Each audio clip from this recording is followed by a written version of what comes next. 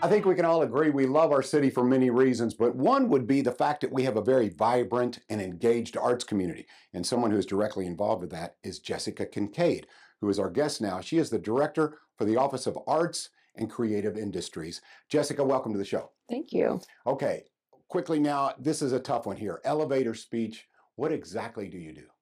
So the Office of Arts and Creative Industries is focused on a number of things. It oversees the public art program for Louisville Metro. It also engages in cultural planning programming for the city.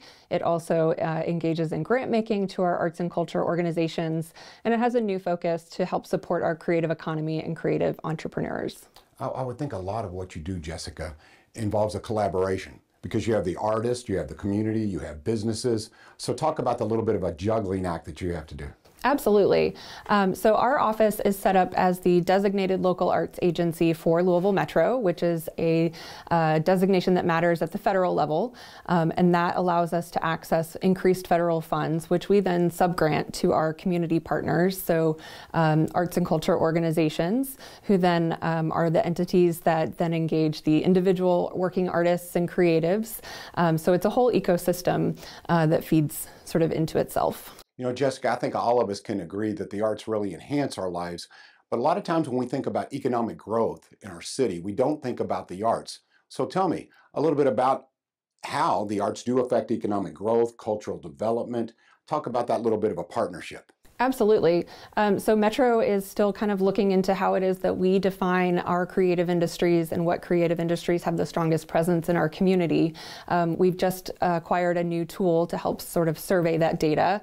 And for example, we know that we have over 1,000 people in Louisville Metro that claim that they are a fine artist as their primary source of income on their tax return, which is an interesting number to have. And we're starting to get information about exactly how much revenue and sales represents the industry at this point. It's very preliminary, but it's exciting to have sort of the clearest picture of our creative economy that we've ever had before.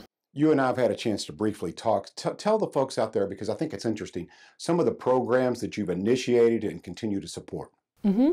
Yeah, so again, the public art program is sort of the oldest arts-oriented programs within Louisville Metro. So our public art program was officially established in 2010. We have a public art master plan that the Commission on Public Art is sort of going back to do an audit on and look at to see now 10 years later, how is that serving our community? How do we need to shift our focus in that program?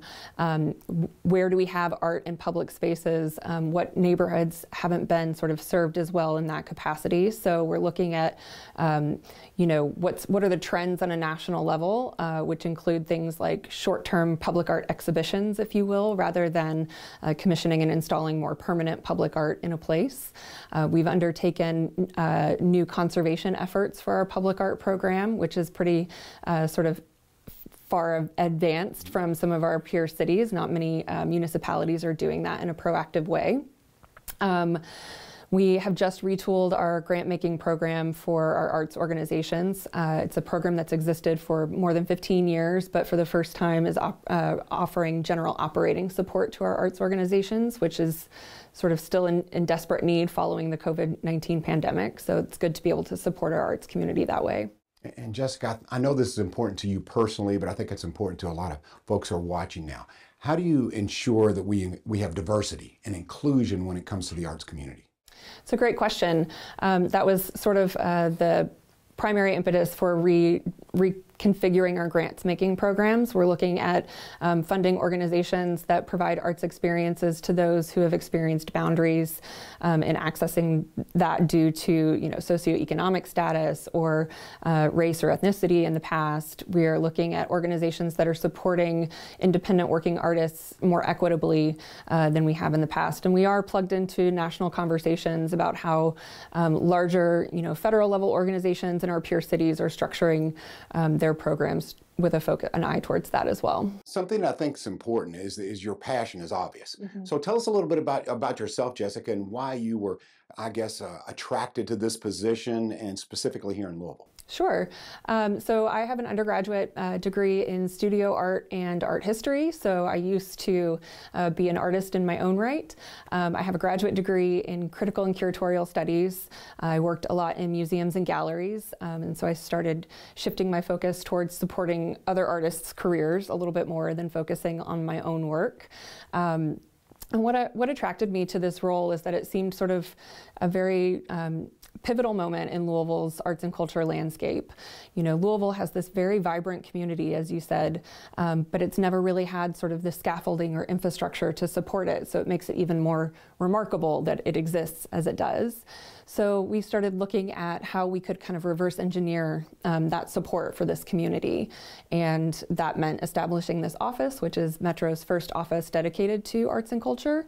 And I will just say that it's a very humbling moment to be in this role, because I know it's something that lots of people who preceded me worked towards, and sort of everything is timing and lighting, right? And so everything is just kind of coming together at this nice moment. We have a lot of new leadership at some of our anchor arts institutions who are also partnering to really get to the next level and be able to elevate Louisville's arts and culture community. So you have an interesting skill set in that you have the background, you're an artist, and then you know the business side of art as well. All of those are critical. So if you had to give advice to someone maybe who is watching now, who maybe they know a young artist, perhaps they are a young artist and they're trying to make it a business, make it their livelihood, what would you tell them?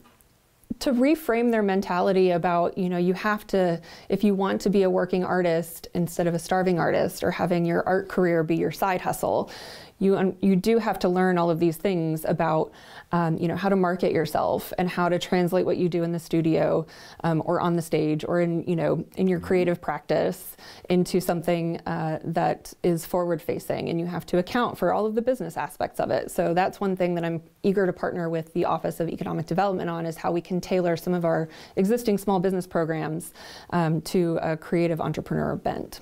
I'm curious, Jessica, you obviously travel the country, you talk to a lot of your peers, you speak to a lot of your peers. So with that being said, I consider Louisville a very, as I mentioned, vibrant. I think people love the arts here. I think that's one of the attractions to the city. How do we compare with other cities? You've seen it all. What do you think? I think we are competitive. You know, we have major, you know, performance art organizations that have a national and sometimes international reputation. We also have some really wonderful community level organizations that deserve a little bit more promotion and attention, because I think they're doing really fantastic work.